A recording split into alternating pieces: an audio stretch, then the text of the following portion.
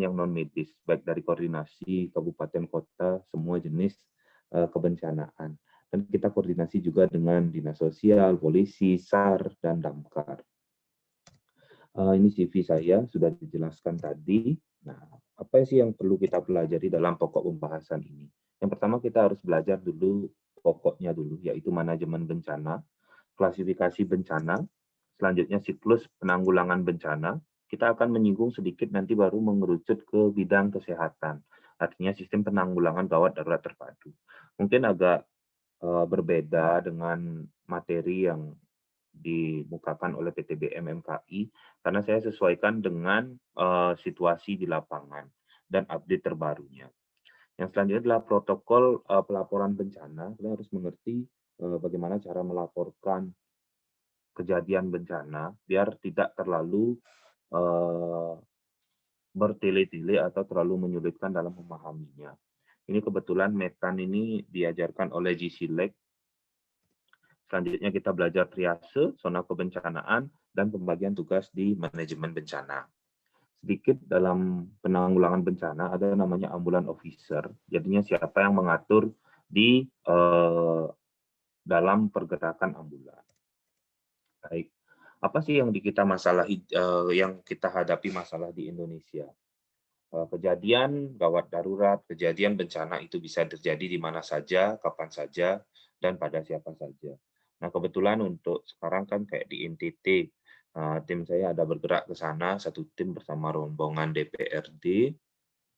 Nah, mereka di NTT itu agak kesulitan dalam penanganan kegawat daruratannya maupun bencananya. Kenapa? Karena mereka itu di sana kesulitan dalam call center.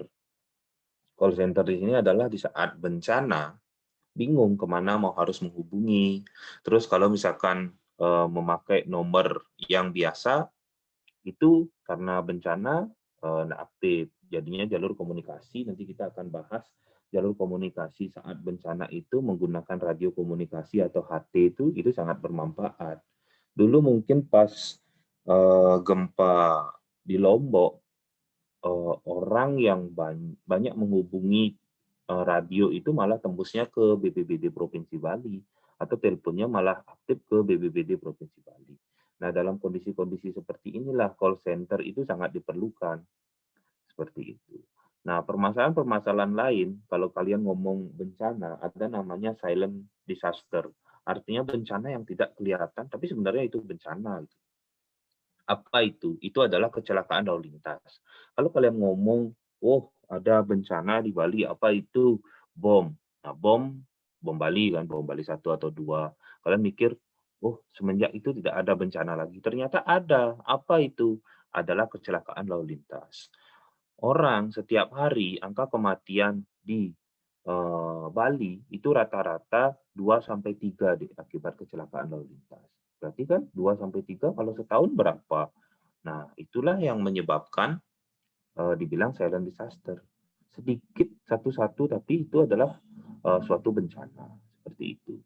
Nah, ini ada permasalahan yang kita hadapi juga adalah angka kematian di rumah itu di Indonesia itu lebih banyak daripada di rumah sakit ataupun tempat lainnya.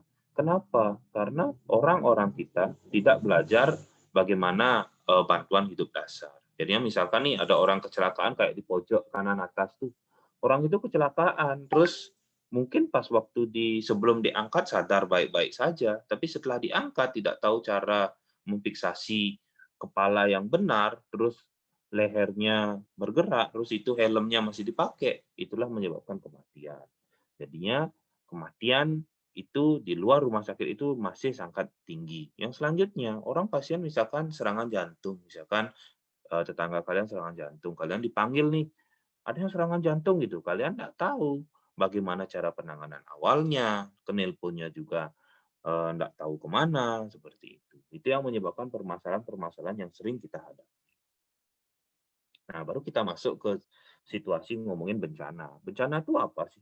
Sebenarnya adalah eh, peristiwa atau rangkaian peristiwa yang mengganggu kehidupan atau penghidupan masyarakat yang baik disebabkan oleh faktor alam maupun non alam dan mengakibatkan korban jiwa, kerusakan lingkungan, kerugian harta benda, dan dampak psikologis. Jadinya ini adalah peristiwa atau serangkaian peristiwa. Peristiwa misalkan apa? Banjir. Oh ya, banjir. Oh bencana nih. Serangkaian peristiwanya apa? Setelah banjir ternyata terjadi diare. Nah, itu menyebabkan serangkaian peristiwa.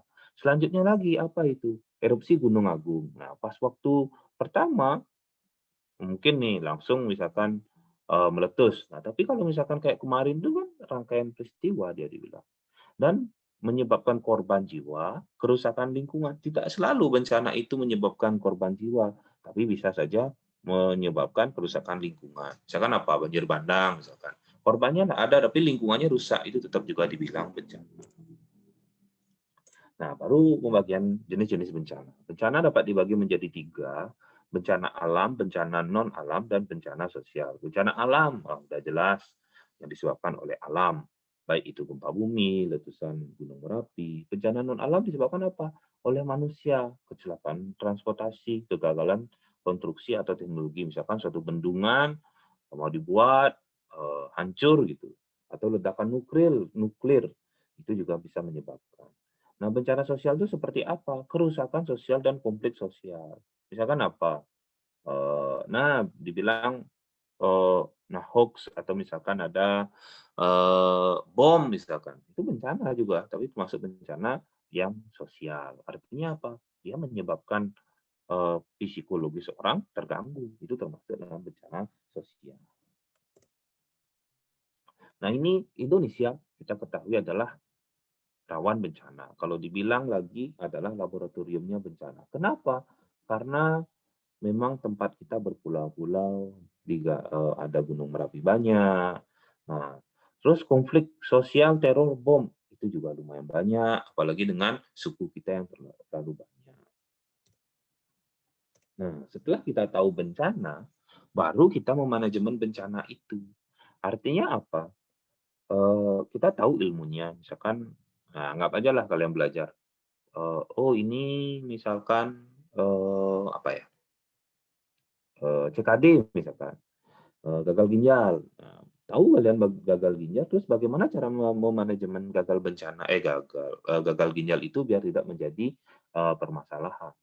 Inilah kita belajar sebenarnya manajemen bencana. Apa itu manajemen bencana? Segala upaya atau kegiatan yang dilaksanakan dalam rangka mencegah, mitigasi, kesiapsiagaan, tanggap darurat, dan pemulihan yang berkaitan dengan bencana yang dilakukan sebelum, pada saat, dan setelah kejadian bencana. Artinya bagaimana nih? Ada nanti siklus bencana. Di setiap siklus bencana itu kita bisa harus memanajemennya. Tujuannya apa?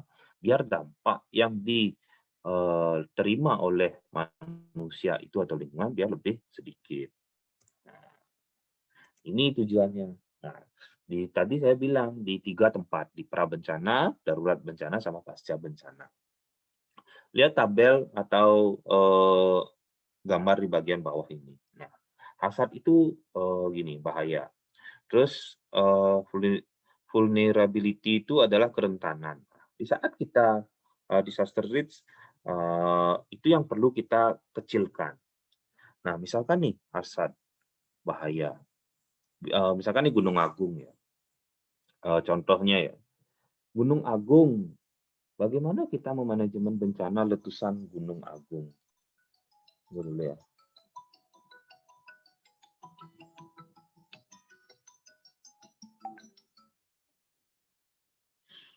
Nah, bagaimana kita memanajemen bencana di Gunung Agung? Bisa enggak kita memindahkan hasad nih kita bahas ya? Bisa enggak kita memindahkan gunungnya? Oh, tidak bisa, Dok.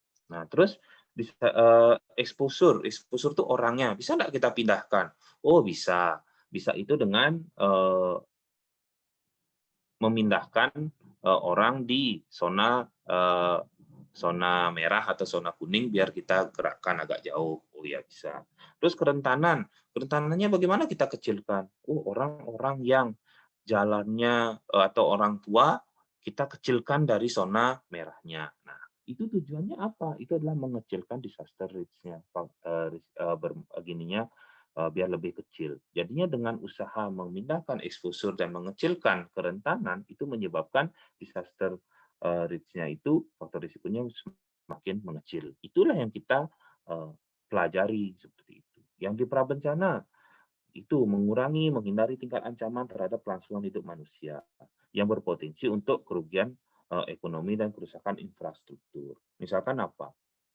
Sudah tahu misalkan itu nanti kalau ada letusan Gunung Agung, biar tidak kena lahar. Jadinya membuatlah peraturan berupa tidak boleh membangun rumah di sekitaran ini, seperti itu.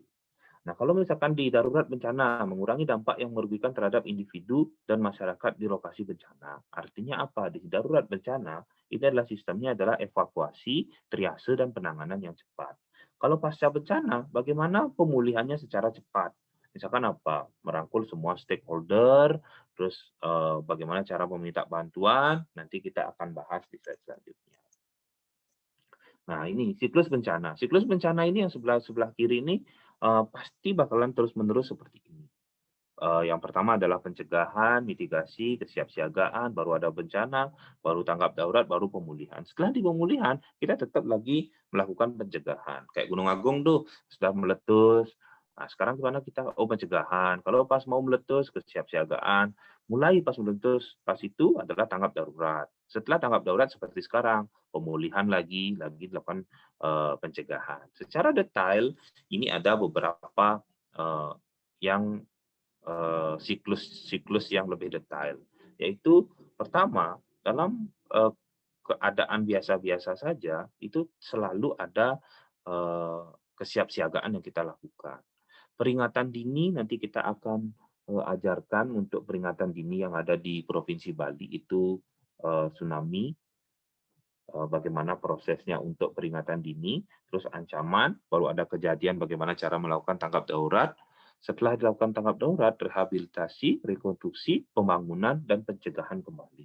Jadinya secara detail dia di sebelah kanan, kalau misalkan dari siklus bencana dapat dibagi menjadi 4 seperti ini. Pencegahan, mitigasi, kesiapsiagaan, tanggap darurat, dan pemulihan.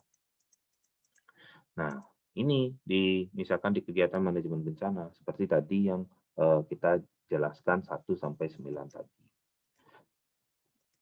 Nah, mitigasi. Kalau mitigasi ini seperti tadi yang kita lakukan, yaitu mengurangi risiko bencana. Apa saja? Misalkan nih dari struktural membentuk bendungan, misalkan biar mencegah terjadinya mengurangi risiko dengan banjir. Yang non struktural bagaimana? Membuatkan peraturan, tata ruang, pelatihan.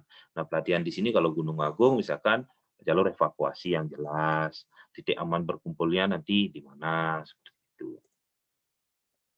Nah, kalau misalkan peringatan dini adalah peringatan sesegera mungkin kepada masyarakat tentang kemungkinan.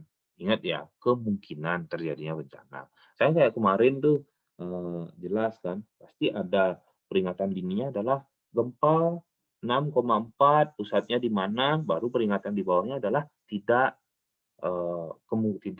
tidak berpotensi tsunami. Nah, seperti itu. Peringatan dini ini harus bagaimana? Harus sesegera mungkin menjangkau masyarakat.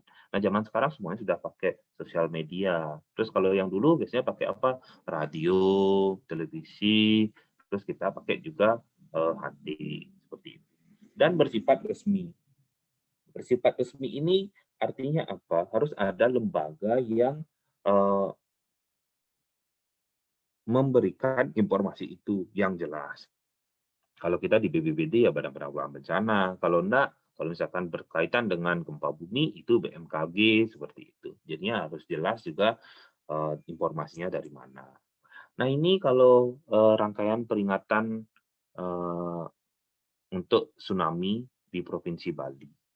Nah, kalau misalkan nih pusat peringatan dini tsunami dari nasional bisa melakukan informasi dari televisi atau radio nasional, bisa juga melakukan komunikasi di Badan Penanggulangan Bencana BNPB, baru ke provinsi, baru ke kabupaten kota, baru instansi yang berkait. Kalau kita punya grup namanya Bali Siaga Bencana, itu sudah semua stakeholder yang di sini ada, dari pihak TNI, dari BPBD. Jadinya dalam nge-share satu informasi, itu dalam satu grup sudah masuk sampai ke desa sampai ke kabupaten kota dan Kodim atau Polri-nya, seperti itu.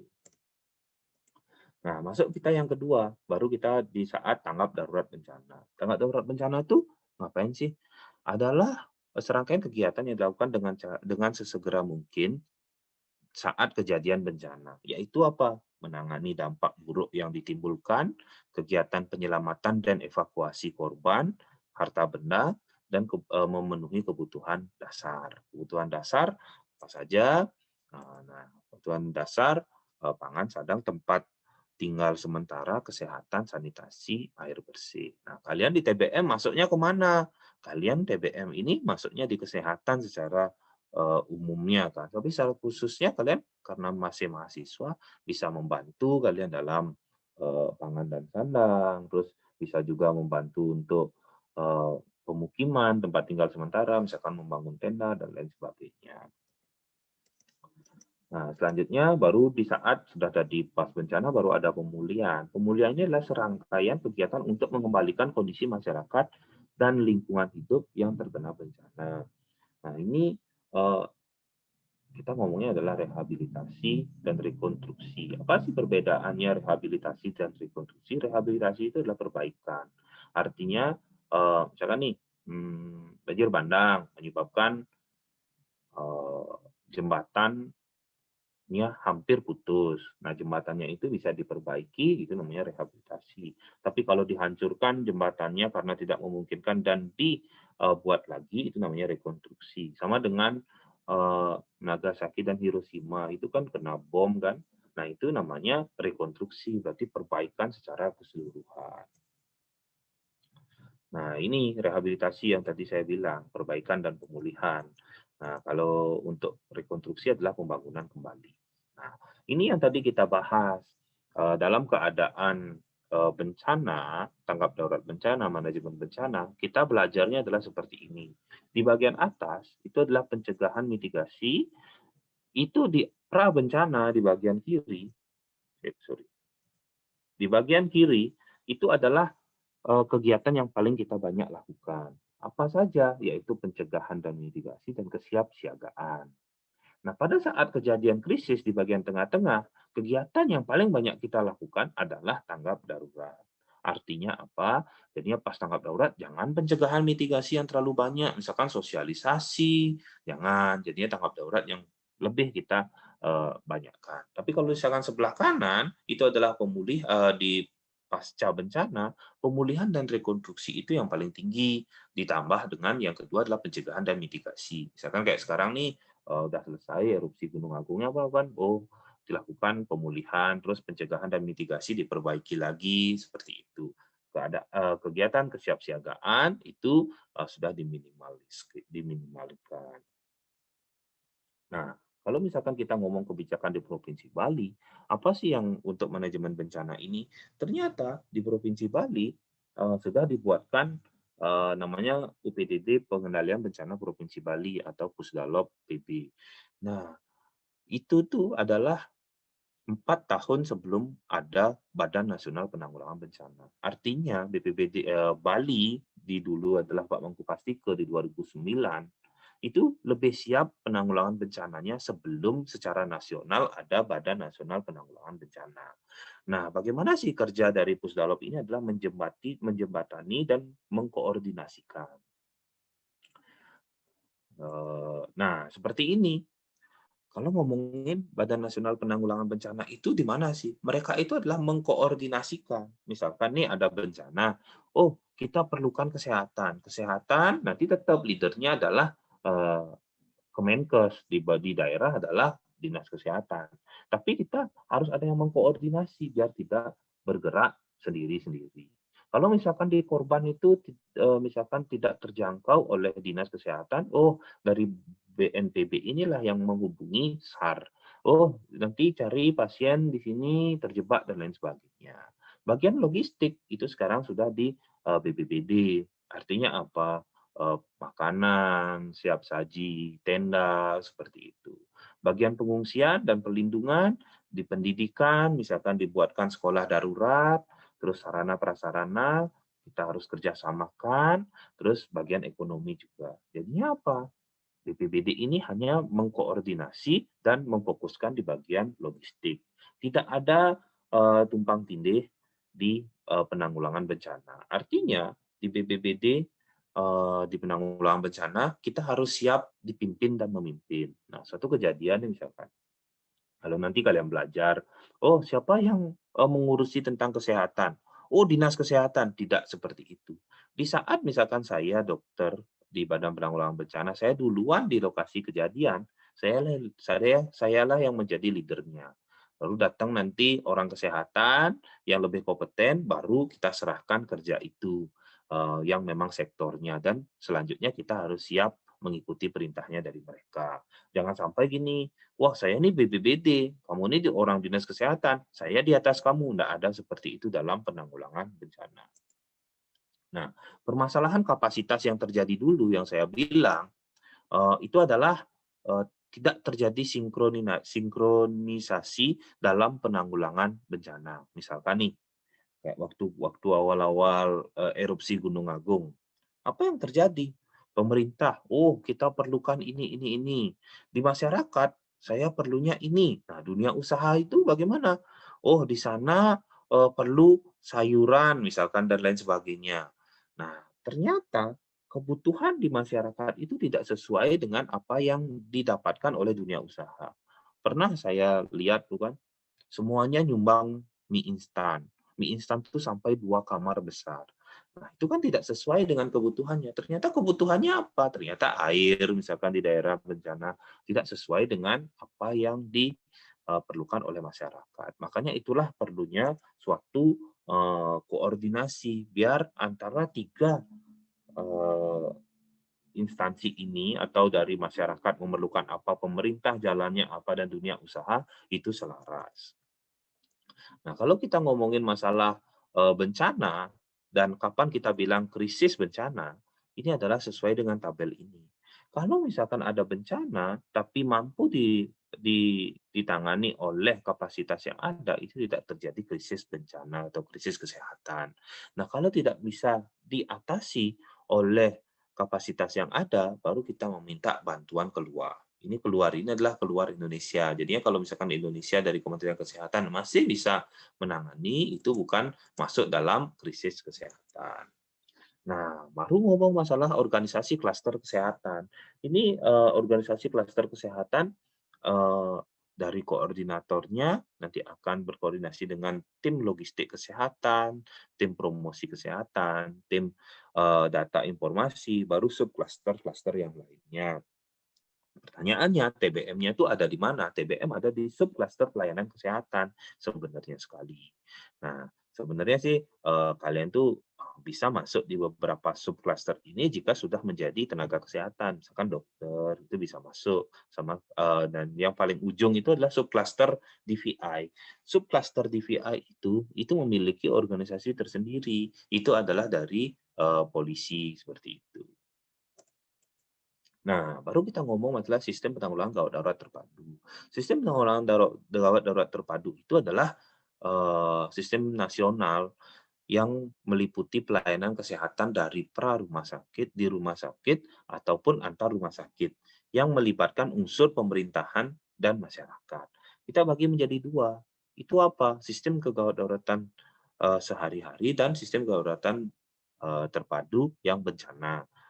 Gimana sih sehari-hari dan bencana? Kalau sehari-hari itu hanya menangani 1-2 pasien saja, misalkan kecelakaan 1, oh itu sehari-hari. Kalau bencana berarti massal, berarti ada berapa? 1.000 korban, bagaimana caranya kita untuk menangani itu. Nah ini kalau sehari-hari, yang paling kiri pencegahan, misalkan pas orang disuruh pakai helm, sabuk pengaman, ada kecelakaan, patah tulang, itu ditangani oleh orang awam, baru dievakuasi dan baru dikirim ke rumah sakit mana. Nah, kalau bencana seperti ini, ya korbannya banyak. Nah, yang mana kita dahulukan seperti itu. Nah, skema tanggap darurat, kalau misalkan ada bencana, kalau pengungsian nanti ditempatkan untuk pos fungsi sementara, baru kita evakuasi ke titik pengungsian. Kalau di ekstraksi, kita harus tahu di triase bagaimana cara meresusitasi dalam keadaan pra-hospital, baru tim ambulannya baru mengevakuasi kemana.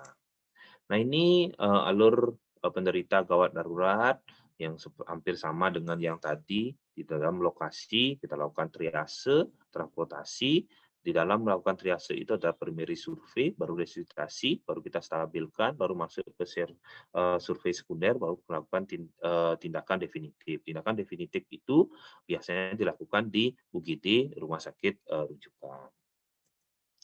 Nah, ini kalau misalkan kita ngomong masalah zona kebencanaan. Zona kebencanaan kita bagi menjadi 3, daerah merah, kuning, dan hijau. Daerah merah itu adalah tempat kejadiannya bencana. Misalkan apa? Erupsi Gunung Agung di zona merahnya berarti yang ada lahar panas, ada batu besar yang terlontar. Nah, di sana eh, ada korban banyak. Nah, di sanalah kita lakukan triase. Nah, di sana harus ada yang mengawasi. Itu adalah membatasi antara zona merah dengan zona kuning. Di dalam penanganan di zona merah itu hanya melakukan triase aja. Kalau kita bilangnya adalah STAT, simple triase and rapid treatment.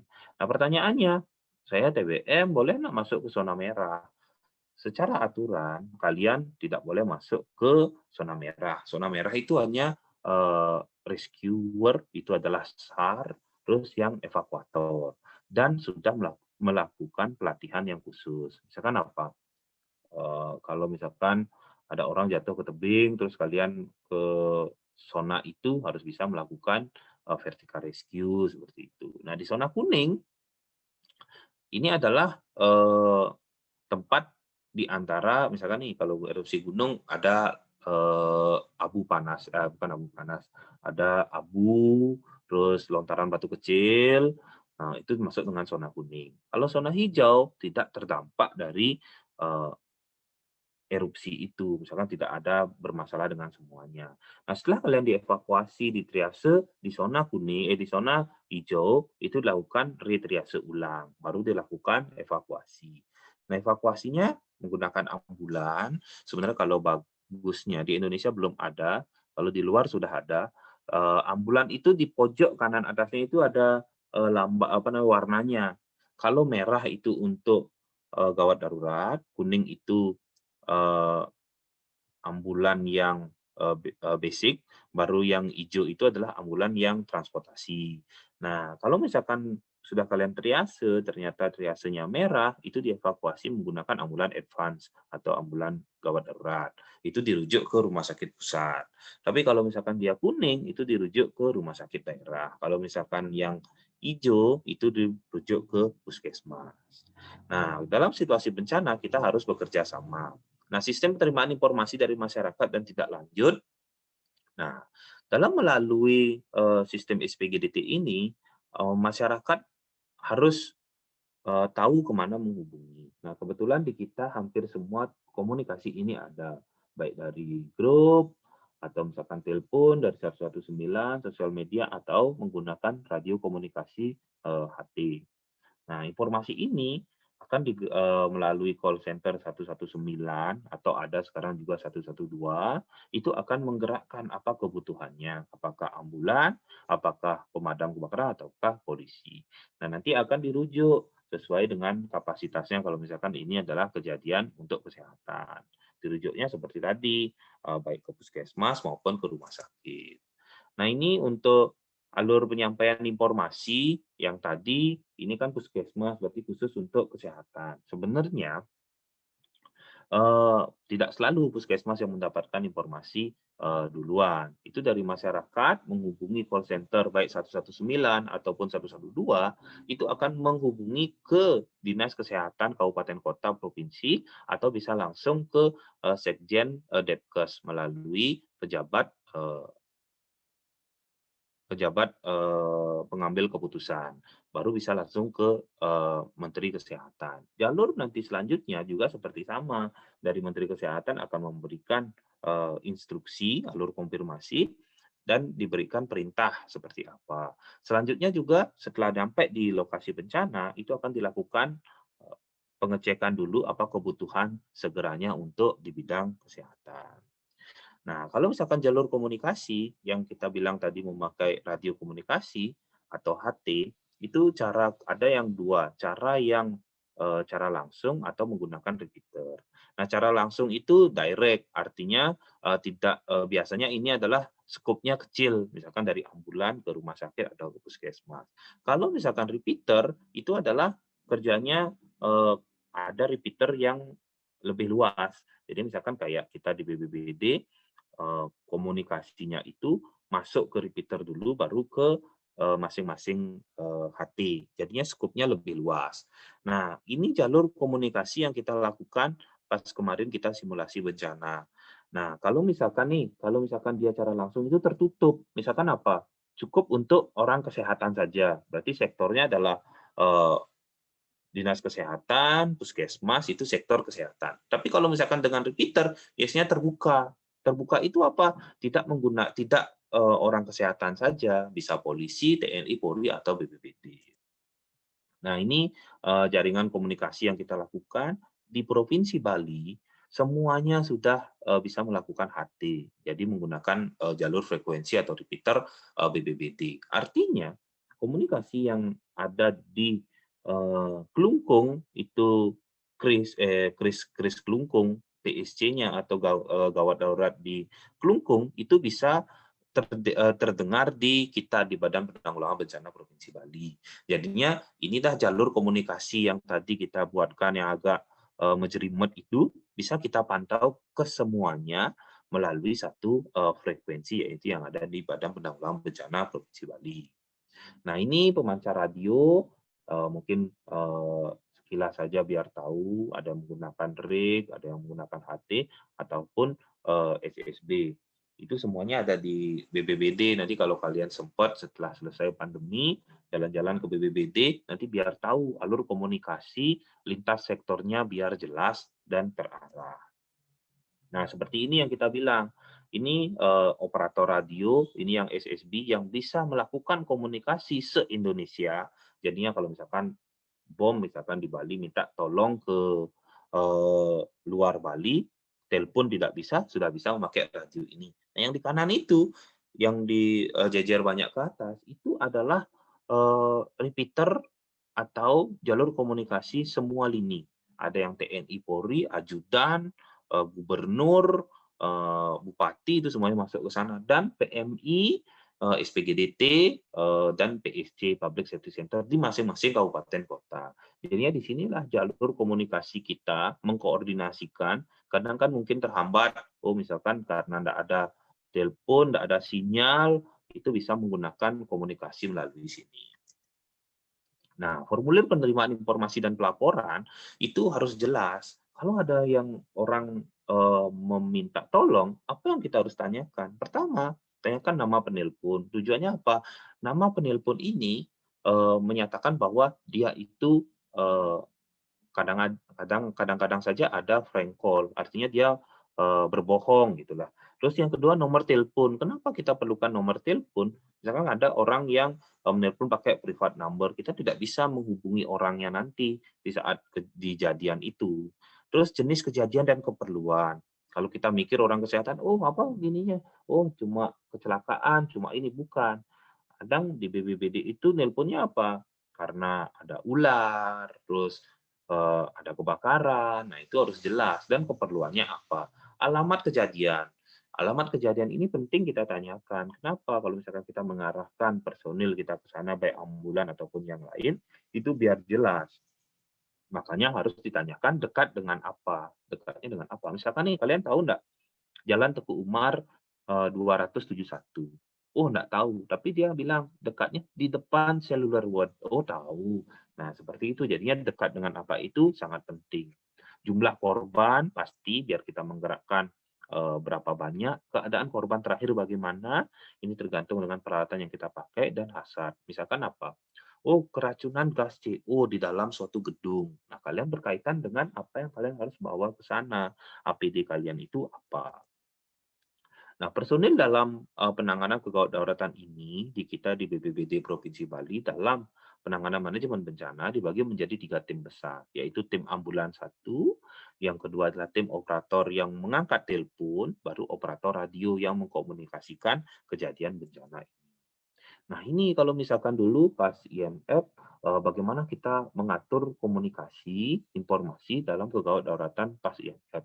Kejadian ini bisa terjadi dan bisa terkomunikasi dari call center kita 119, 112, media sosial, dari BMKG, dan radio komunikasi yang tertera di sana. Baru kita menganalisis, oh ini perlunya adalah sektor kesehatan, oh gerakkan kita tim mana, atau lintas sektor kita gerakkan yang mana, atau kegawat daruratan yang lain kita gerakkan se-kabupaten kota sebali. Nah, baru saat kita menggerakkan ambulan, apa yang kita lakukan? Yaitu sesuaikan dengan kondisi dan jarak kemampuan penolong. Artinya kalau ada kecelakaan di Buleleng, jangan kalian gerakkan tim dari provinsi yang ada di Renon.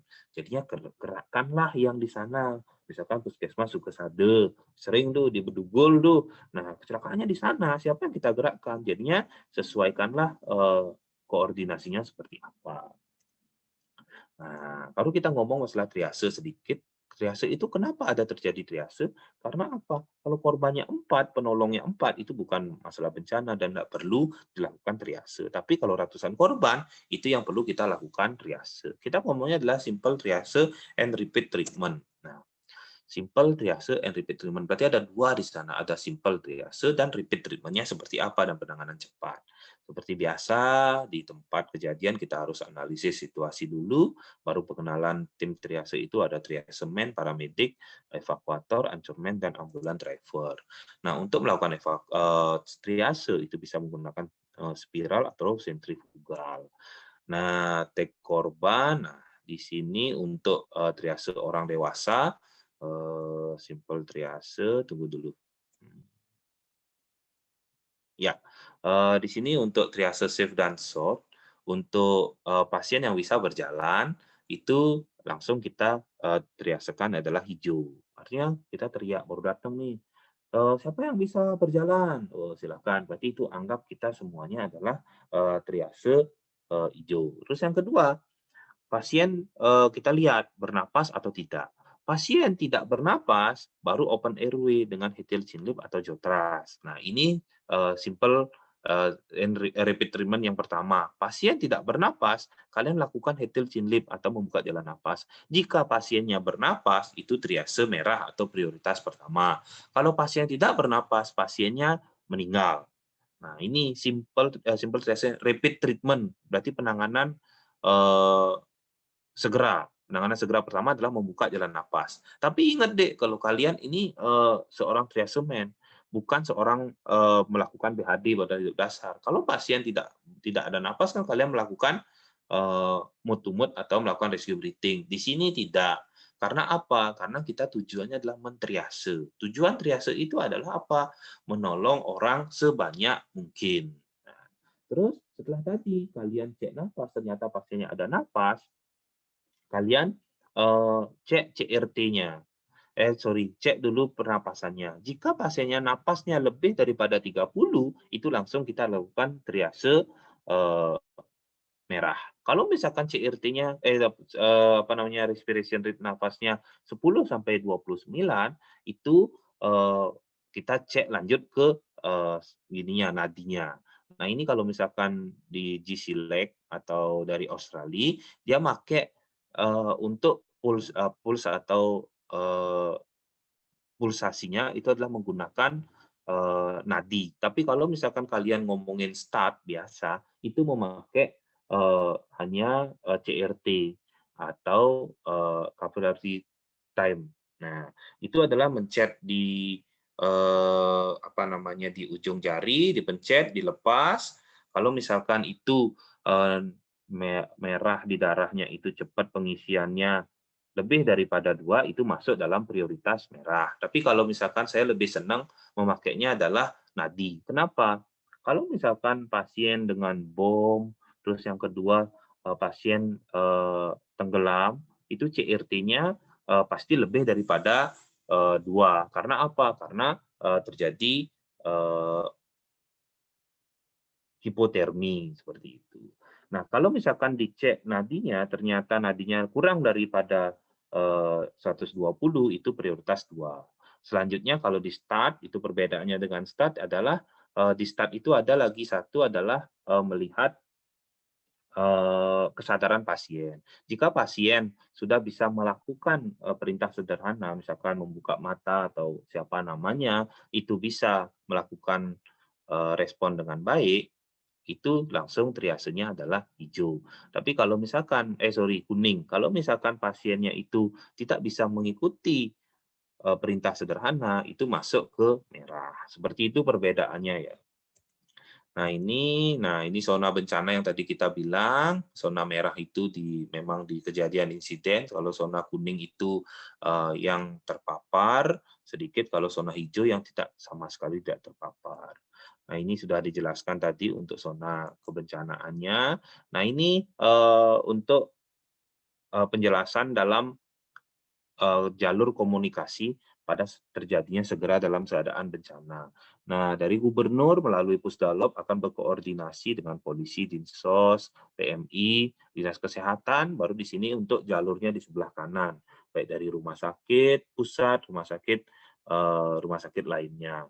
Nah, nanti baru kita akan menjelaskan tentang ambulan officer, APO, ALO dengan ADO.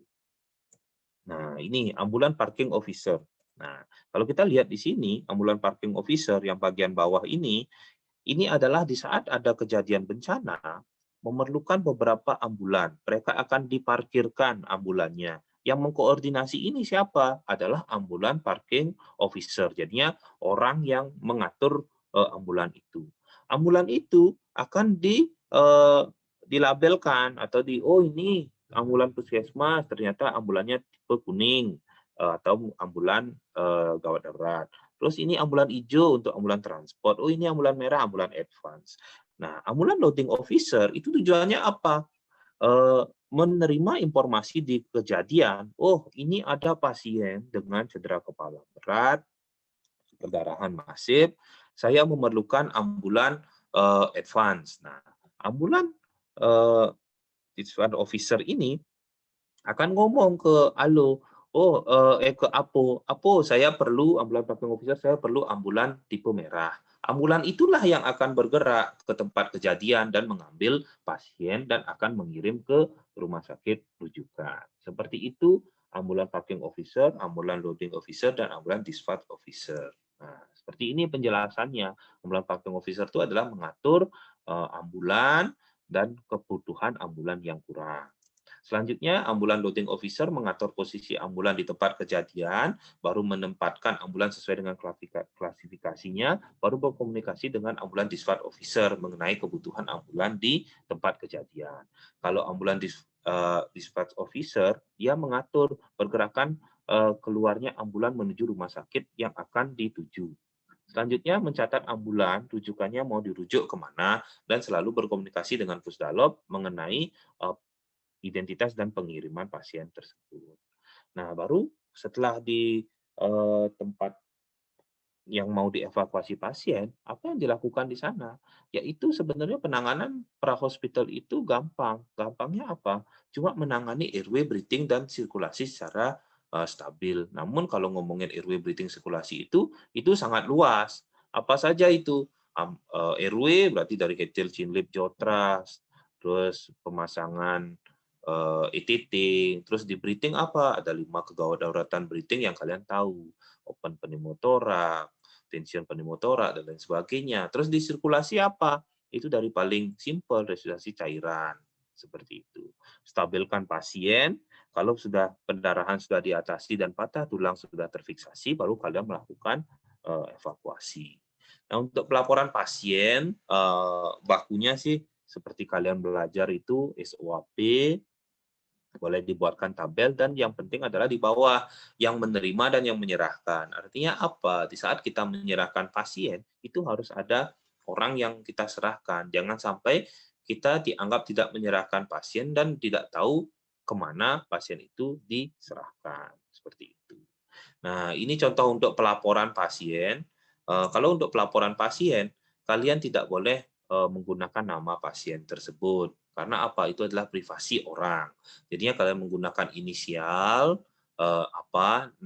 jenis kelamin berapa, apa, umurnya berapa, alamatnya di mana, dan pelaporannya. Ini kalian kalau mau misalkan share ke media sosial yang seperti ini, jadinya jangan membuka privasi orang. Dan terus selanjutnya kalau misalkan ada foto, kalian blur muka orangnya. Tujuannya apa? Ya kalau misalkan pasiennya berkenan kalau di-share. Kalau enggak, ya kalau kita blur seperti ini aja sih enggak ada masalah. Ya, ini contoh-contoh kasus strategi dalam zona kebencanaan. Ini ada serangan teroris itu di Kenya. Nah, dia ngeblok atau mensandra satu pertokoan. Nah, kita menentukan nih dia masuk zona merahnya di mana, zona kuningnya di mana, baru zona hijaunya di mana. Nah, seperti ini. Ternyata dia ada di bagian atas itu zona merahnya, zona kuningnya seperti ini. Kenapa? Karena pasien ini orang ini atau teroris ini membawa senapan. Jadinya sekian untuk zona kuningnya. Nah, baru kita menentukan di mana tempat pengumpulan pasien sementara atau rumah sakit lapangan yang perlu kita tambahkan. Itu yang di CCP ini, di sanalah penentuan tempat pengumpulan pasien sementara. Nah, tempat pengumpulan pasien ini itu harus melihat harus di luar dari zona kuning, dia berada di zona hijau. Yang kedua adalah akses manuver dari ambulan, pintu masuk dan pintu keluar. Kalau di sini kan dilihat lumayan bagus, jadinya masuk pasiennya dari pertokoan gedung ini baru keluar seperti itu.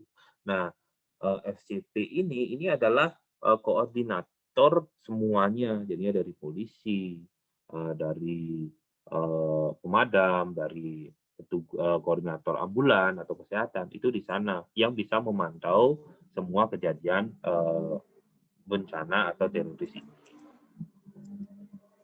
Ya, mungkin seperti itu pembahasan dari saya. Kita lanjutkan ke sesi tanya jawab. Silakan untuk moderator. Oke, terima kasih dokter atas penyampaian materinya. Dari adik-adik, jika ada yang ingin bertanya, silakan raise hand.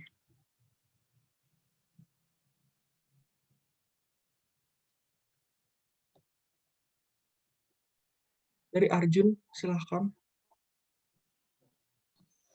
Baik, terima kasih kesempatannya sebelumnya. Sebelum perkenalkan terlebih dahulu, nama saya Arjun dengan nomor CA 037. Mohon izin bertanya dokter. Jadi di sini saya masih kebingungan untuk bagaimana kita tuh menentukan zona hijau. Jadi zona hijau itu tadi saya dengar itu zona yang mengelilingi zona kuning yang tidak terdampak pada bencana tersebut. Jadi misalnya seketika ada bencana tsunami itu kan untuk prediksi jangkauan yang terkena itu kan kita belum bisa prediksi. Jadi bagaimana kita menentukan zona hijau seperti itu, dokter? Mungkin itu saja. Terima kasih. Ya. Baik, untuk penentuan zona kebencanaan itu memang sangat sulit dan pasti berubah-ubah. Itu dulu. Misalkan nih ya, belum masuk ke tsunami ya. Itu belum masuk ke tsunami. Misalkan nih, erupsi Gunung Agung. Contohnya ya, yang kena lahar panas itu adalah masuk dalam zona merah. Artinya apa? Adalah asap panas, terus misalkan apa desanya sideman. Terus yang kedua, yang masuk zona kuning itu adalah debu vulkanik atau debu kecil-kecil. Nah, itu masuknya apa? Misalkan di daerah sideman bagian bawah. Nah, tapi kalau misalkan arah anginnya berbeda, misalkan ke arah utara, bisa saja yang masuk zona kuning itu adalah masuk ke daerah Buleleng. Nah, seperti itu dulu. Yang zona hijau sebenarnya gampang untuk ngitunginnya.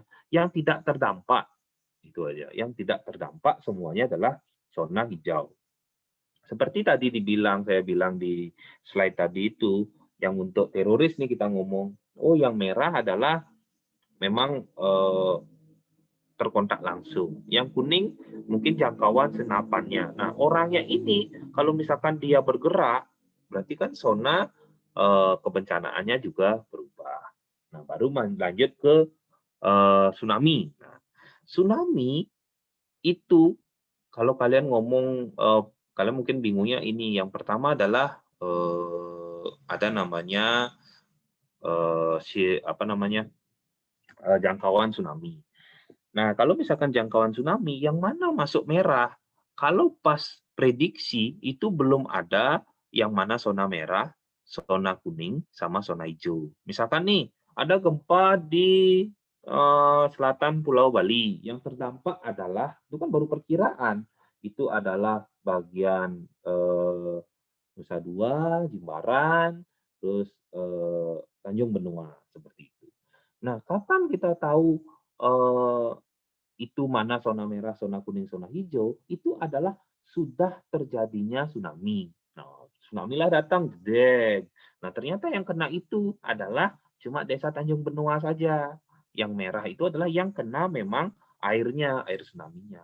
Terus yang zona kuningnya mana? Itu misalkan karena anginnya keras atau gempa dia, kan ada yang beberapa yang terkena itu termasuk dalam zona kuning. Yang di luar dari zona kuning yang tidak terdampak, itu orang Denpasar, mungkin orang Tuban, itu masuk dengan zona hijau. Jadinya memang sulit untuk menentukan kalau mengira-ngira ini bagaimana, karena banyak faktor untuk menentukan klasifikasi atau penggolongan dari zona-zona ini. Jadinya seperti itu ya. Jadinya kalau misalkan cuma baru sirine tsunami atau kecurigaan terjadinya tsunami, itu belum tahu mana zona merah, zona kuning, zona hijau. Kalau misalkan bunyi sirine tsunami atau misalkan di BMKG itu bilang yang berpotensi terkena tsunami itu baru adalah prediksi saja. Mungkin seperti itu. Iya, baik, terima kasih dokter. Ya. Terima kasih dokter. Dari adik-adik, silahkan selanjutnya Jody. Baik, terima kasih atas waktu yang diberikan kepada saya. Perkenalkan saya Jody dengan nomor PCA 033. Di sini saya ingin bertanya, tadi kan ada triase, yaitu pemilihan dari pasien berdasarkan beratnya penyakit, keberhasilan tindakan, seperti itu. Nah, saya ingin bertanya untuk usia itu apakah juga diperhatikan dalam tindakan triase itu, misalnya untuk lansia itu diprioritaskan seperti itu. Mungkin sekian pertanyaan dari saya, Dr. Terima kasih. Ya, terima kasih Jody. Untuk masalah triase, triase itu adalah, nah ini karena pokok pembahasan kita kan banyak ya. Terus waktu kan singkat, makanya saya singkat-singkat beberapa. Untuk triase, tujuan dari triase itu adalah menyelamatkan korban sebanyak mungkin. Itu intinya dari triase itu, dalam situasi bencana atau korban banyak. Triase itu ada dua, ada safe, ada short. Kalau safe itu kita ngomongnya start, simple triase, and repeat treatment. Nah, di sana itu kita cuma mengecek di 3 saja. Yang pertama itu adalah bagian yang tadi adalah bisa berjalan atau tidak, baru lanjut ke pernapasan, baru masuk ke pulsasi, baru lanjut ke kesadaran pasien. Bukan kesadaran, tunggu dulu.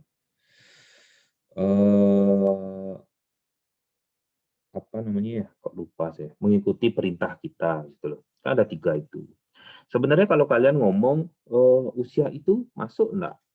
Usia itu tidak termasuk dalam itu. Tapi kalau kalian melakukan triase short, itu baru nanti kalian memilah. Misalkan nih, kalian melakukan triase safe atau start ya, kita ngomong. Kalian biar enggak bingung ya, tak bilang start aja. Simple triase and repeat treatment. Kalian akan memiliki di sana cuma ada warna kan merah, kuning, hijau, hitam. Nah, tapi sebenarnya yang merah itu, misalkan nih ada 100 korban, terus 40 di triase merah, baru kalian menghitung di sana. Di 40 itu, yang mana kalian dahulukan lagi.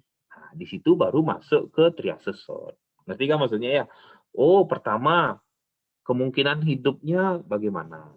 Yang kedua, ini cederanya seperti apa? Padahal sama-sama merah nih. Nah, misalkan nih ya contohnya ya. Ada satu korban, tadi dibilang nafasnya gimana? Oh, setelah kita cek, nggak ada nafas. Lakukan head chin lift, ternyata ada nafas. Terus yang lagi satu, pasiennya ada nafasnya cepat. Berapa napasnya? Oh, 30 kali per menit. Ah, di 2 pasien ini baru lihatlah yang lain. Nah, yang satu ternyata pasiennya yang setelah heterogen lip kalian lakukan itu cuma ada misalkan apa ya, patah tulang tertutup pada humerus, ya, lengan atas. Yang lagi satu, ternyata pasiennya ada amputatum pada femur. Nah, kan gitu dulu. Terus pasiennya ini juga ada open pneumothora. Terus ada juga file chest. Nah, berarti kan 2 kasus ini kalian sudah tahu kan yang mana lebih berat. Terus baru lihat, ternyata yang file chest ini yang ada banyak yang femur amputatum itu ternyata umurnya 70 tahun. Nah, ternyata yang ini umurnya cuma 40 tahun. Nah, dari 2 korban ini yang mana kalian pilih? Nah, itu baru masuk ke pelajarannya di SILEK, pelajarannya Australia. Nah, korbannya ada 40. Terus kalian kalau mau mengirim pasien ini, mana yang kalian pilih? Kalau saya pilih adalah yang angka kemungkinan hidupnya tinggi. Kenapa? Kalau kalian kirim yang orangnya tua ini, terus banyak sekali permasalahan, bayangkan kalau misalkan kapasitas rumah sakitnya terbatas. Kalian masukin ke sanglah, setelah itu dioperasi 7 jam, berapa orang yang harusnya dengan 7 jam ini bisa menyelamatkan orang? Balik lagi ke tujuan triase. Triase itu adalah menyelamatkan korban sebanyak mungkin. Itu ceritanya ya. Jadinya usia itu ngomongin yang terakhir-terakhir setelah dievaluasi oleh dokter.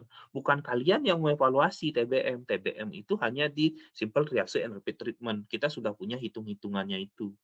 Kapasitas dari rumah sakitnya bagaimana, jarak tempuhnya bagaimana, baru menentukan untuk gininya dia usia. Seperti itu ya, Jody. Sudah terjawab kira-kira ya? Sudah dokter, terima kasih dokter. Oke. Terima kasih dokter. Untuk sesi tanya jawab mungkin saya tutup dikarenakan waktu juga. Selanjutnya akan ada foto bersama dan penyerahan piagam kepada si yang bertugas, dipersilakan.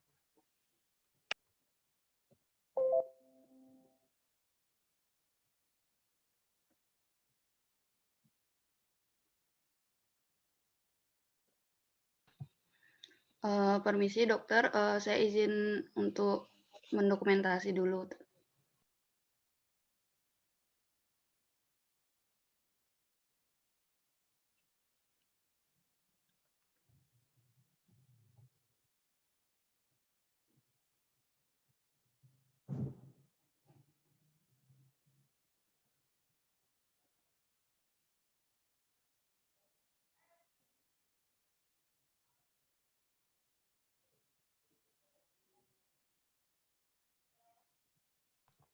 Sekarang saya mulai dari slide pertama untuk foto bersama pra-CA.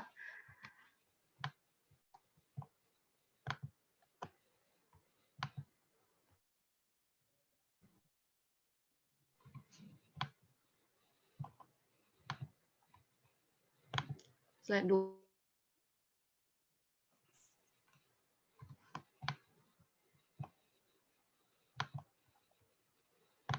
Slide. Terima kasih banyak dokter. Ya, oke. Terima kasih banyak dokter atas materi yang telah diberikan. Untuk soft copy piagam nanti dari panitia akan dikirimkan. Acara saya kembalikan ke MC. Oke, terima kasih semuanya. Selamat berlatih. Izin keluar dari meeting. Terima kasih dokter. Terima kasih dokter. Terima kasih dokter. Terima kasih dokter. Terima kasih dokter. Terima kasih dokter.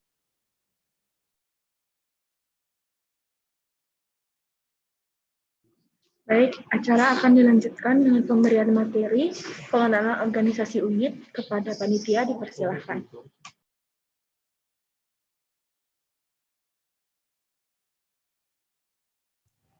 Baik, terima kasih MC. Untuk panitia yang share screen, mohon bantuannya.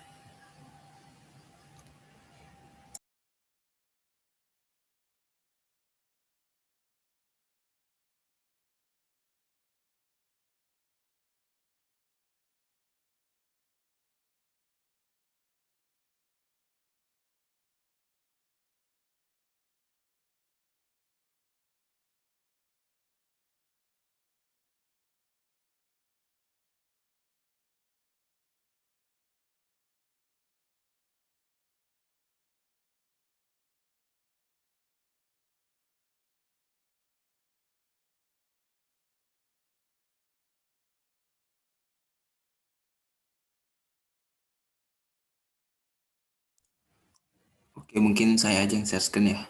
Mohon ditunggu adik-adik.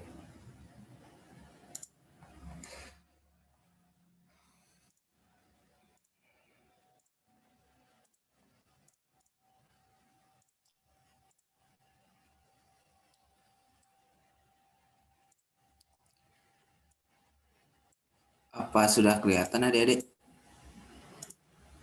Sudah, Kak. Sudah, Kak. Sudah, Kak. Oke, saya mulai aja ya. Jadi, pendidikan organisasi unit merupakan suatu hal yang wajib dilakukan oleh satu TBM unit. Itu merupakan tanggung jawab dari staf diklat di PT BMKI. Di sini saya sebagai staf diklat PT BMKI wilayah 4 diberikan kewenangan oleh Badan Pengurusan Pusat atau BPW PT BMKI untuk memberikan PUU di TBM Basura Prada. Mungkin nanti apabila ada pertanyaan dari adik-adik yang nanti jawaban dari saya dirasa kurang maksimal, mungkin dari adik-adik bisa nanya ke Kak Wahyu dan juga Kak Putri Wijayanti yang lebih berpengalaman di PT BMKI. Oke, saya lanjutkan. Jadi untuk PT BMKI ini sendiri dari TBM Basura Prada cukup banyak yang memiliki anggota di BPW. Itu dari diklat sendiri itu ada kastafnya Kak Wahyu di wilayah 4, ada saya juga sebagai staf, lalu kastaf PSDM itu ada Kak Putri Wijayanti, lalu stafnya ada Dwitya sama Dina Sadana kalau kalian tahu, lalu ada Ega selaku staf KWU, lalu ada Kak Risna sama Putri Aryani selaku staf dari ADO. Next, mungkin adik-adik bisa mengisi link pretest. Saya kasih waktu 3 menit. Bisa dicari di Google.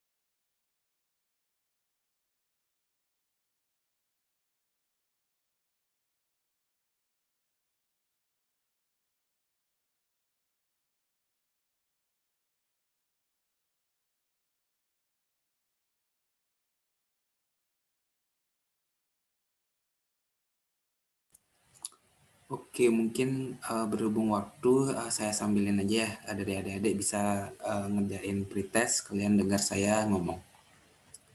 Selanjutkan,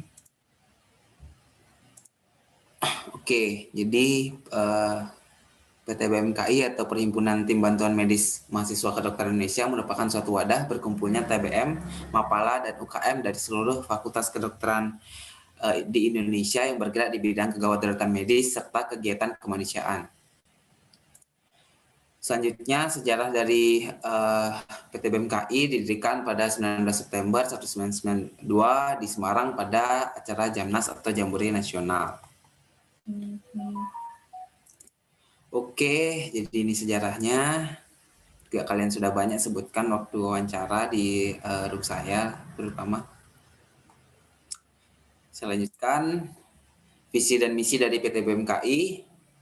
Itu visinya meningkatkan derajat kesehatan masyarakat Indonesia, terutama dalam bidang kegawatdaratan medis.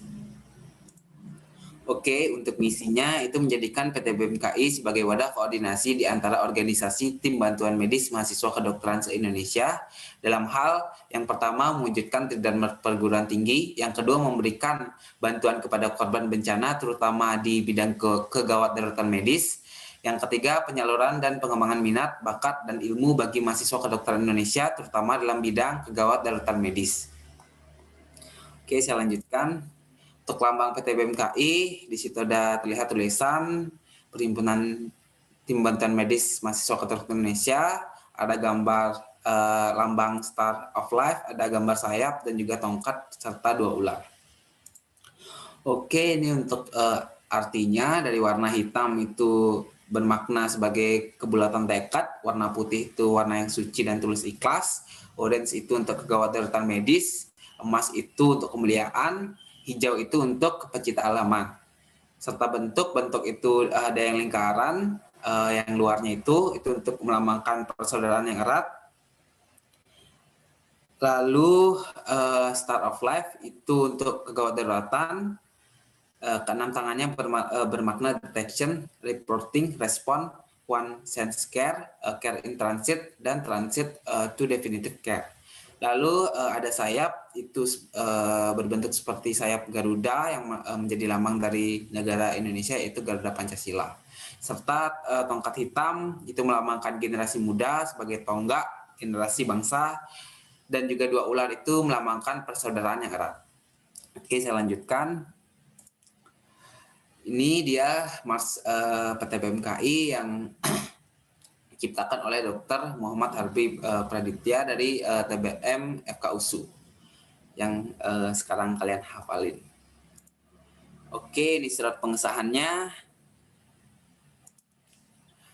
Oke, untuk struktur organisasinya itu ada DPO atau Dewan Perwakilan Organisasi, ada BPP, Badan Pengurusan Pusat, dan juga BPW itu Badan Pengurusan Wilayah. Oke, dari DPO sendiri memiliki tugas pengawasan dan kepengurusan dan evaluasi kepengurusan kayak DPM gitu di tingkat universitas ataupun fakultas.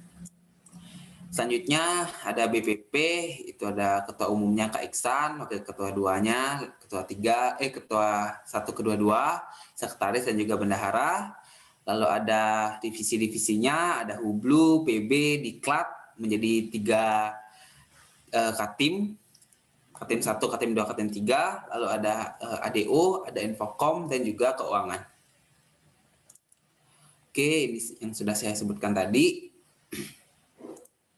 Oke, untuk staf penanggulangan bencana, ya tujuannya untuk melaporkan bencana, berkoordinasi dengan tim reaksi cepat, dan juga mengkoordinir penggalangan bantuan nasional PT BMKI. Lalu untuk staf diklat, untuk peningkatan kualitas anggotanya dalam bentuk pendidikan dan pelatihan yang diatur dalam kurikulum. Untuk Hublu, hubungan luar, bergerak dalam eksternalisasi. Selanjutnya ada ADO atau administrasi organisasi, itu untuk mengelola administrasi organisasi dan menyimpan dari arsip administrasi organisasi. Lalu ada keuangan, Itu untuk mengelola keuangan dan informasi dan komunikasi seperti biasa dalam penyampaian informasi di media sosial. Oke, selanjutnya dari program kerja, ini program kerja ketua dan wakil ketua, saya skip aja mumpung waktunya lagi sedikit. Lalu selanjutnya dari sekretaris, ya seperti ini bisa dilihat. Bendahara,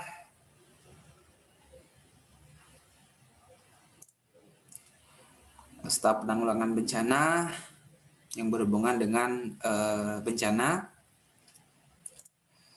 Selanjutnya ada diklat atau pendidikan dan latihan. Tim 1 itu untuk pengembangan organisasi. Bisa dilihat seperti ini, ada penginisiasian TBM, follow up TBM peninjau, inisiator, dan FK yang belum ber-TBM.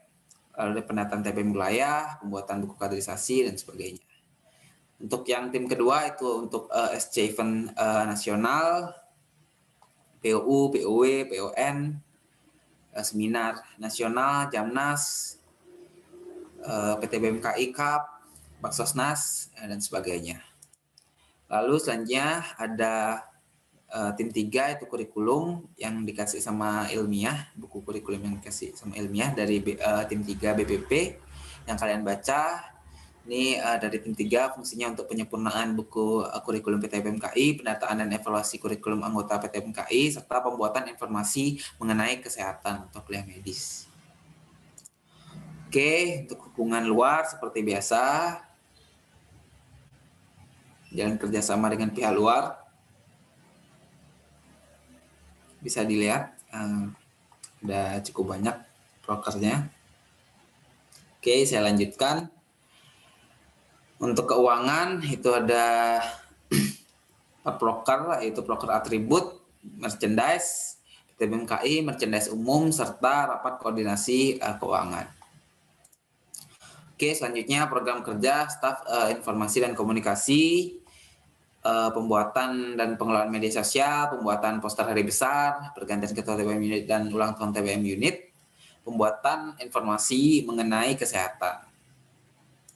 Oke, saya lanjutkan untuk staf ADO dari BPP, itu ada prokernya inventaris organisasi, daftar presentasi rapat, sekretariatan acara, pemasukan administrasi kegiatan nasional, dan masih banyak lagi. Oke, saya lanjutkan untuk BPW. Jadi dalam PTBMKI dibagi menjadi 5 wilayah dan TBM Basor Prada termasuk dalam wilayah keempat. Nah, dari wilayah ini dipimpin oleh seorang koordinator wilayah atau korwil dari tiap-tiap wilayah.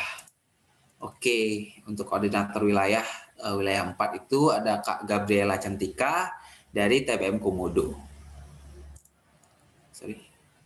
Oke, ini untuk peta persebaran wilayahnya bisa dilihat. Untuk wilayah 4 itu ada Jawa Timur, Bali, NTT, dan juga NTB. Wilayah 1 ada Sumatera, wilayah 2 ada Jawa Barat, wilayah 3 ada Jawa Tengah, wilayah 5 ada Kalimantan, Sulawesi, Maluku, serta Papua. Oke, untuk wilayah 1 mungkin bisa saya skip. Langsung ke wilayah 4.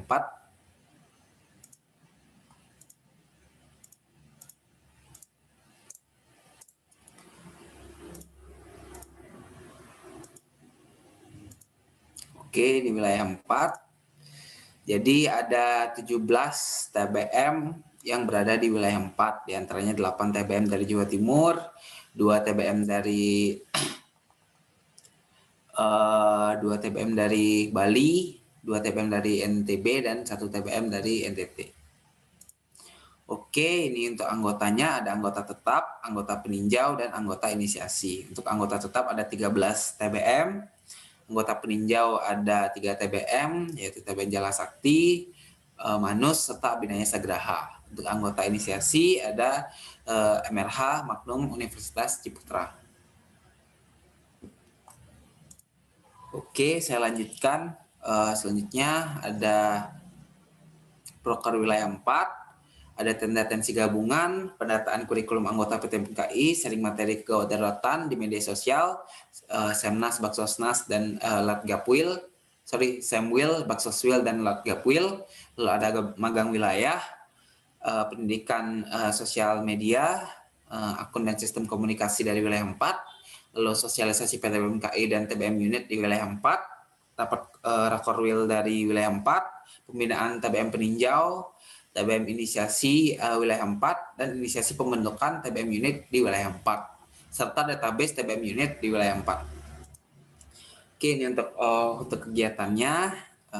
Kalau dari saya sendiri mungkin belum pernah merasakan yang seperti ini, karena ketika saya mendaftar ya seperti keadaan seperti sekarang masih dalam pandemi COVID-19. Oke, wilayah 5 mungkin saya skip.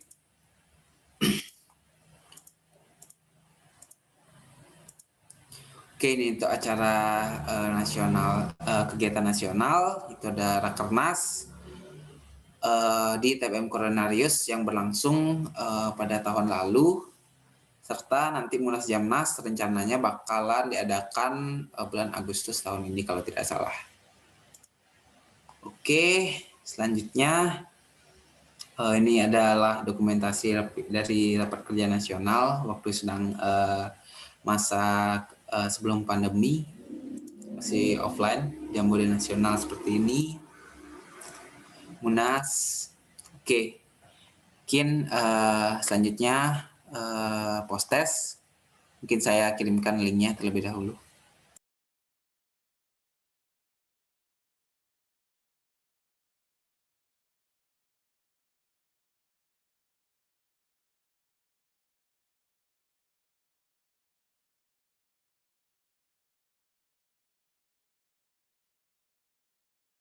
Oke, bisa diisi adik-adik agar dari PT BMKI-nya tahu dari TB Basra Prada telah melaksanakan PU-nya.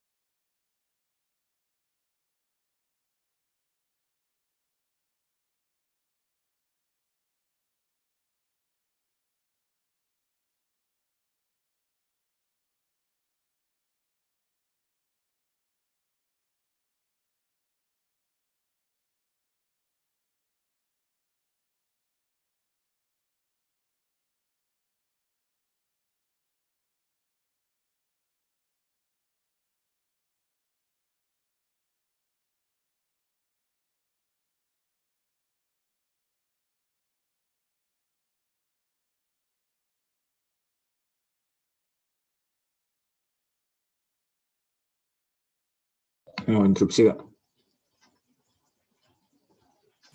Ya, gimana Wirya? Baik, sebelumnya perkenalkan nama saya Wirya dengan nomor CA 038. Jadi untuk yang maksudnya 1, 2, 3, 4, 5 tuh kayak gimana, Kak?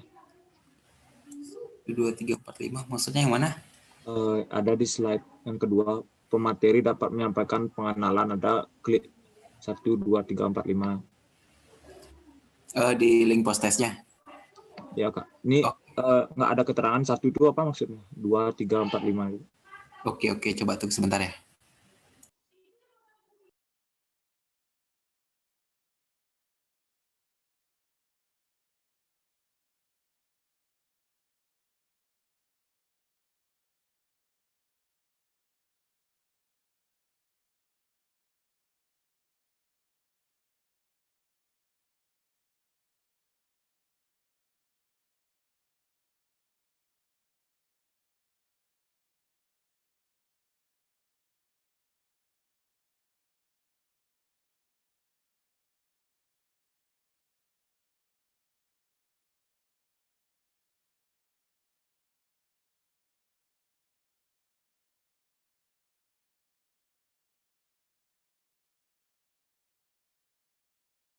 tes izin masuk. Wirya, itu yang kamu maksud 1, 2, 3, 4, 5 itu dari biasa aja sampai paling bagus kayak gitu loh. Untuk tepat waktu itu kasih 5. Terus untuk pemateri dapat menyampaikan pengenalan itu terserahmu, terserah kalian. Sama setelah mendengarkan pemateri yang ketiga itu, ada tertarik apa enggak, ya itu jawab pribadi. Tapi untuk pelaksanaan tepat waktu, udah tepat waktu jawab. Kak, terima kasih, Kak. Baik, terima kasih Kak Wahyu sudah membantu menjawab.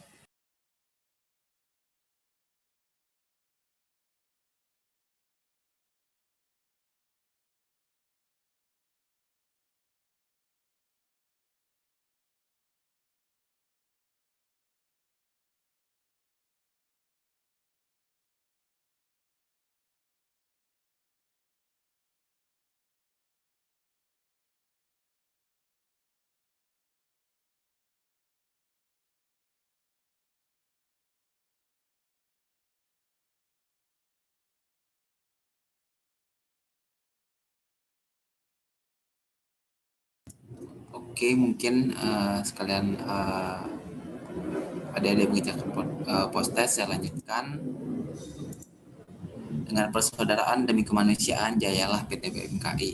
Oke, mungkin sekian dari saya. Saya harapkan adik-adik semua ada memiliki minat untuk ikut ke PT BMKI wilayah, ataupun nanti jadi badan pengurusan pusat juga lebih bagus lagi. Mungkin sekian dari saya. Terima kasih. Selanjutnya, apabila sudah selesai mengerjakan, ada yang ingin ditanyakan, dipersilahkan ya.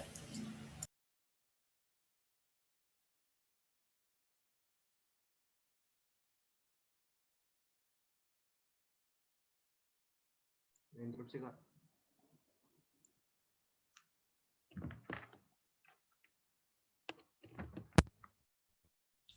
Interupsi, Kak. Oh ya, bagaimana Dio?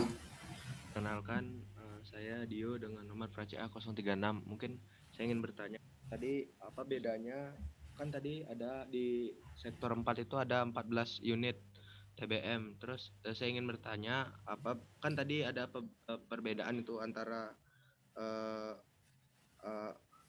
anggota tetap sama anggota peninjau. Apa bedanya Kak ya? Kalau misalnya TBM unit peninjau sama anggota unit tetap. Terima kasih Kak.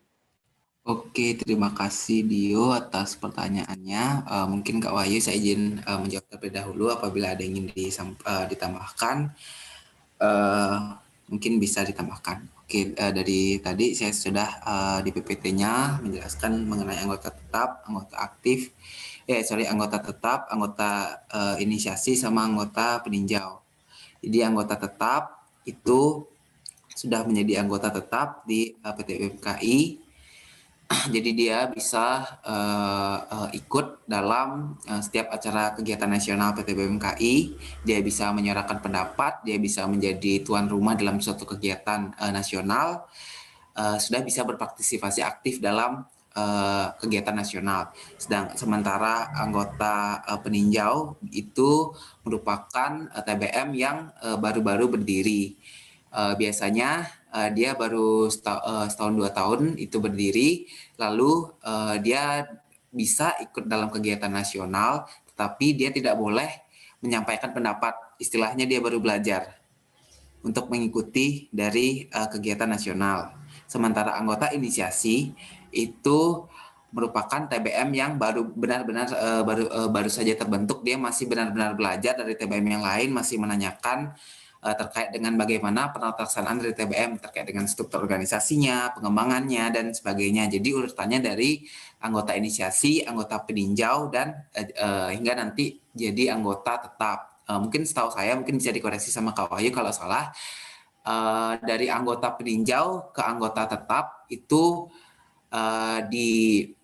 akan disahkan kalau tidak salah di Rakernas, atau kalau biasanya kalau sudah 5 tahun atau sudah layak. Seperti itu kalau tidak salah. Mungkin dari Kak Wahyu ada tambahan? Ya udah bagus. Itu udah urutannya dari inisiasi, peninjau ke tetap. Terus tadi juga ada lengkap jelasin. Mungkin untuk masalah pendapat itu tadi sebenarnya dari intinya kalau udah ada TBM baru yang mau dibentuk, pasti diawali dengan dia tuh masuk dulu jadi inisiasi. Nah, mau nggak mau nanti karena dia masih baru, kan nanti ada urutan dari pusat itu punya acara kayak misal Rakernas. Nah, wajib tuh ikutan. Nah, untuk pendapat, bebas kok sebenarnya nerima kritik dan saran walaupun dia anggota peninjau inisiasi masih boleh berpendapat kayak gitu. Tidak ditampung.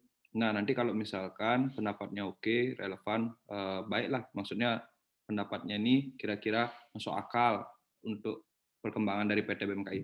Mungkin bisa nanti pendapatnya itu dipakai acuan. Kayak gitu. Jadi intinya bebas berpendapat, siapa aja bisa untuk dari anggota di wilayah 4. Itu dari aku klarifikasi dikit aja. Tapi udah benar kok yang dibilang Prama semua. Oke, terima kasih Kak Wahyu atas tambahannya. Mohon maaf Dio apabila tadi saya ada salah. Dari Dio bagaimana? Apakah ada yang ditanyakan lagi? Mungkin dari saya cukup Kak. Terima kasih. Baik, terima kasih Dio atas pertanyaannya. Dari teman-teman yang lain bagaimana? Apakah sudah cukup jelas?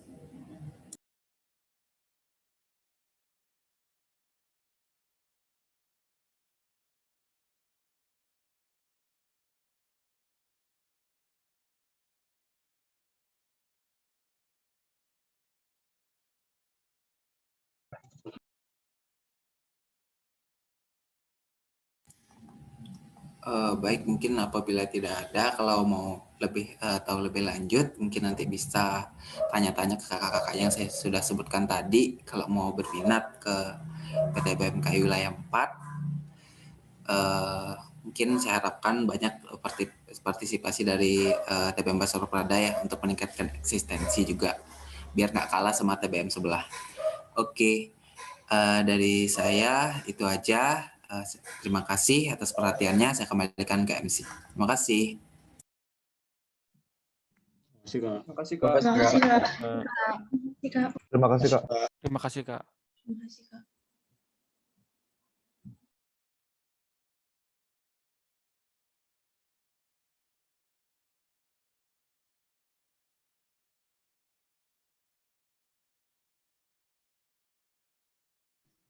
Baik, adik-adik, untuk selanjutnya adalah istirahat. Sudah bisa istirahat sampai pukul 10.00.